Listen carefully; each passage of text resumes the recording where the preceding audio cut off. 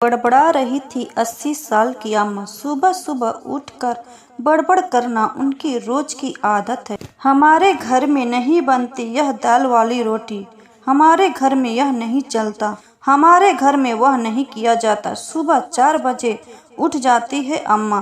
पूजा पाठ, हवन मंत्र, सबके खाने में रोक टोक, सोने जागने पर रोक टोक, सबके जीने के स्तर पर रोक टोक। पड़ोस में रहती हूँ न मैं, और मेरी खिड़की उनके आंगन में खुलती है, इसलिए न चाहते हुए भी सारी की सारी बातें हमारे कान में पड़ती रहती है। अम्मा की बड़ी बेटी अक्सर आती है और महीनों भर रह जाती है। घूमती है अम्मा के पीछे पीछे, उनका अनुसरण करती हुई। आंगन में बेटी की आवाज गूंजी, अम्मा पानी उबल गया है, अब पत्ती और चीनी डाल दो? नहीं, थोड़ा सा और उबलने दे। अम्मा अखबार पढ़ती हुई बोली। मुझे हंसी आ गई थी कि 60 साल की बेटी माँ से चाय बनाना सीख रही थी। अम्मा चाहती है कि सभी पूरी उम्र उनके सामने बड़े ही न हो। हाँ, अब चाय डाल दे, चीनी और दूध भी 2-3 उबाल आने दे। हाँ, अब ले आ। अम्मा की कमजोरी हर रोज मैं महसूस करती हूँ। 80 साल की अम्मा नहीं चाहती कि कोई अपनी इच्छा से सांस भी ले। बड़ी बहू कुछ साल साथ रही, फिर अलग चली गई। बेटे के अलग होने पर अम्मा ने जो रोना धोना शुरू किया, उसे देखकर छोटा लड़का डर गया। वह ऐसा घबराया कि उसने अम्मा को कुछ भी कहना छोड़ दिया। दुकान के भी एक एक काम में अम्मा का पूरा दखल था। नौकर कितनी तनख्वाह लेता है, इसका पता भी छोटे लड़के को नहीं था। अम्मा ही तनख्वाह बांटती थी। छोटे बेटे का परिवार हुआ, बड़ी समझदार थी उसकी पत्नी। जब आई थी अच्छे खाते पीते घर की लड़की थी, लेकिन अब 18 साल में एकदम फूहड़ गवार बनकर रह गई है। अम्मा बेटी के साथ बैठकर चुहल करती तो मेरा मन उबलने लगता। गुस्सा आता मुझे कि कैसी औरत है यह। कभी उनके घर जाकर देखो तो रसोई में वही टीन के डब्बे लगे हैं, जिन पर तेल और धुएं की मोटी परत चढ़ चुकी है। बहू की क्या मजाल जो नए सुंदर डब्बे लाकर रसोई में सजा ले और उनमें दालें मसाले डाल ले। मर्जी अम्मा की और फुहड़ता का लेबल बहू के माथे पर।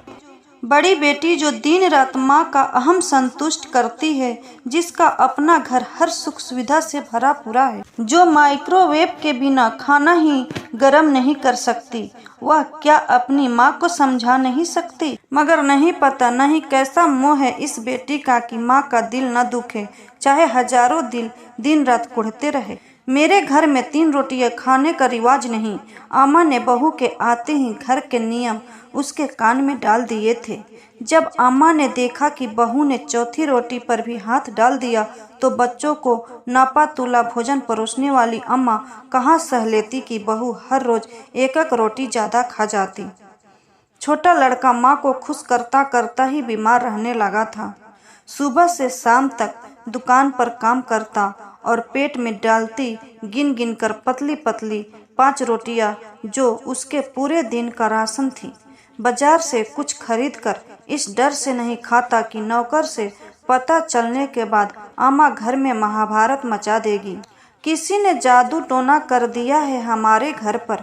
बेटा बीमार पड़ा तो अम्मा यह कहते हुए गंडेता बीजों में ऐसी पड़ी कि अड़ोसी पड़ोसी सभी उनको दुश्मन नजर आने लगे, जिनमें सबसे ऊपर मेरा नाम आता था। अम्मा का पूरा दिन हवन मंत्र में बीतता है और जादू टोने पर भी उनका उतना ही विश्वास था। पूरा दिन परिवार का खून जलाने वाली अम्मा को स्वर्ग चाहिए, चाहे जीते जी आसपास नरक बन जाए। छोटा बेटा इलाज के चक्कर में कई बार दिल्ली गया था। सांस अधिक फूलने लगी थी, इसलिए इन दिनों वह घर पर ही था। एक सुबह वह चल बसा। हम सब भाग भाग कर उनके घर जमा हुए तो मेरी सूरत पर नजर पड़ते ही अम्मा ने चीखना चिल्लाना शुरू किया। हाय, तू मेरा बेटा खा गई, तूने जादू टोने किए, देख मेरा बच्चा चला गया।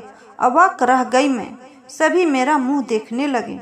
ऐसा दर्दनाक मंजर और उस पर मुझ पर ऐसा आरोप। मुझे भला क्या चाहिए था अम्मा से जो मैं जादू टोना करती? अरे बड़की बहू, तेरी बड़ी सगी है ना, सारा छोटा ना ले जाए, इसलिए उसने तेरे हाथ जादू टोने भेज दिए।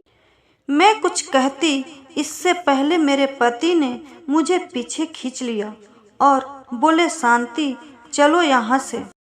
मौका ऐसा था कि दया की पात्र अम्मा वास्तव में एक पड़ोसी की दया की हकदार भी नहीं रही थी। इंसान बहुत हद तक अपने हालात के लिए खुद ही जिम्मेदार होता है। उसका किया हुआ एक कर्म कड़ी दर कड़ी बढ़ता हुआ कितनी दूर तक चला आता है। लंबी दूरी तय कर लेने के बाद भी शुरू की गई कड़ी से वास्ता नहीं टूटता। 80 साल की अम्मा आज भी वैसी की वैसी ही है। बहू दुकान पर जाती है और बड़ी पोती स्कूल के साथ साथ घर भी संभालती है। अम्मा की सारी कड़वाहट अब पोती पर निकलती है। 4 साल हो गए बेटे को गए। इन 4 सालों में अम्मा पर बस इतना ही असर हुआ है कि उनकी जबान की धार पहले से कुछ और भी तेज हो गई है। कितनी बार कहा कि सुबह सुबह शोर मत किया करो अम्मा, मेरे पेपर चल रहे हैं। रात देर तक पढ़ना पड़ता है और सुबह 4 बजे से ही तुम्हारी किटकिट शुरू हो जाती है। एक दिन बड़ी पोती ने चीख कर कहा तो अम्मा सन रह गई। रहना है तो तुम हमारे साथ आराम से रहो, वरना चली जाओ बुआ के साथ। दाल वाली रोटी पसंद नहीं है तो बेशक भूखी रह जाओ, सादी रोटी बना लो, मगर मेरा दिमाग मत चाटो, मेरा पेपर है। हाय हाय, मेरा बेटा चला गया, तभी तुम्हारी इतनी हिम्मत हो गई है। अम्मा की बातें बीच में काटते हुए पोती बोली, बेटा चला गया तभी तुम्हारी भी हिम्मत होती है उठते बैठते हमें घर से निकालने की। पापा जिंदा होते तो तुम्हारी जबान भी इतनी लंबी न होती। खिड़की से आवाजें अंदर आ रही थी। अपने बेटे को कभी पेट भर खाना खिलाया होता तो आज हम भी बाप के लिए नहीं तरसते। अम्मा, इज्जत लेना चाहती हो तो इज्जत करना भी सीखो। मुझे पापा मत समझना अम्मा, मैं नहीं सह पाऊंगी, समझी तुम। शायद अम्मा का हाथ पोती पर उठ गया था, जिसे पोती ने रोक लिया था। तरस आता था मुझे उस बच्ची पर, लेकिन अब थोड़ी खुशी भी हो रही थी कि इस बच्ची को विरोध करना भी आता है। पेपर खत्म हुए और एक दिन फिर से घर में कोहराम मच गया। घबरा कर खिड़की से देखा तो चमचमाते 3 बड़ा छोटा ट्रंक आंगन में पड़े थे, जिन पर अम्मा चीखे जा रही थी। दुकान से पैसे लेकर खर्च जो कर लिए थे। घर में इतने ट्रंक है, फिर इनकी क्या जरूरत थी। होंगे मगर मेरे पास नहीं है और मुझे अपना सामान रखने के लिए चाहिए। अम्मा कुली का हाथ रोक रही थी तो पोती ने अम्मा का हाथ झटक दिया था और बोली, चलो भैया, टीन के डब्बे अंदर रखो। छाती पीट पीट कर रो रही थी अम्मा। पोती ने लगे हाथ रसोई में जाकर पुराने टीन के सभी डब्बे बाहर ला पटके, जिन्हें बाद में कबाड़ी वाला ले गया। पोती ने नए सुंदर डब्बे धोकर सामने मेज पर सजा दिए थे। अम्मा ने फिर मुंह खोला तो इस बार पोती शांत स्वर में बोली, पापा कमा कमा कर मर गए, मेरी माँ भी क्या कमा कमा कर तुम्हारी झोली ही भरती रहेगी। हमें जीने कब दोगी अम्मा, जीते जी जीने दो अम्मा, हम पर कृपा करो। पोते की इस बगावत से अम्मा सन्न थी। वे सुधरेगी या नहीं मैं नहीं जानती, मगर इतना जरूर जानती हूँ कि अम्मा के लिए यह सब किसी प्रलय से कम नहीं था। सोचती हूँ कि इतना ही विरोध अगर छोटे बेटे ने भी कर दिखाया होता तो इस तरह का दृश्य नहीं होता जो अब इस घर का है। कुछ दिन और बीत गए। 20 साल की पोती धीरे धीरे मुंहजोर होती जा रही है।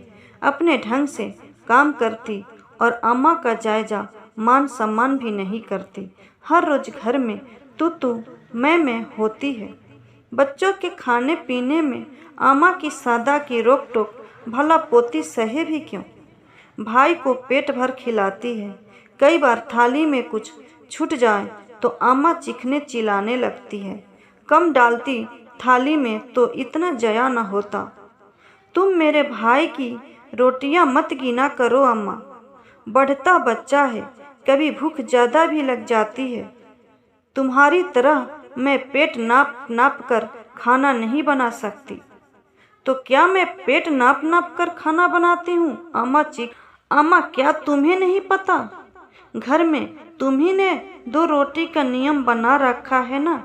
और पेट नाप कर बनाना किसे कहते हैं? तुम्हारी वजह से ही मेरा बाप मर गया, सांस भी नहीं लेने देती थी तुम उन्हें, घुट घुट कर मर गया मेरा बाप।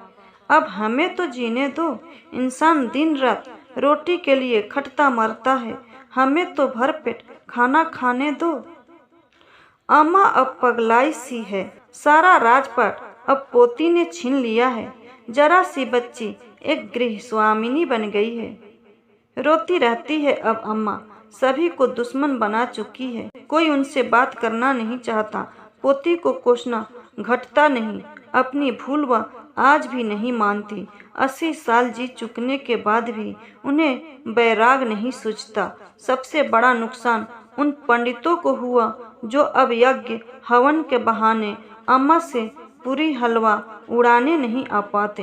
जब कभी कोई भटक कर आ पहुँचे तो पोती झटक देती, जाओ आगे जाओ, हमें बख्शो। दोस्तों, कैसी लगी ये कहानी कमेंट में ज़रूर लिखिएगा। वीडियो पसंद आई हो तो वीडियो को लाइक तथा शेयर करके चैनल को सब्सक्राइब जरूर कर लीजिएगा। मिलती हूँ नए वीडियो में, अपना ख्याल रखिए।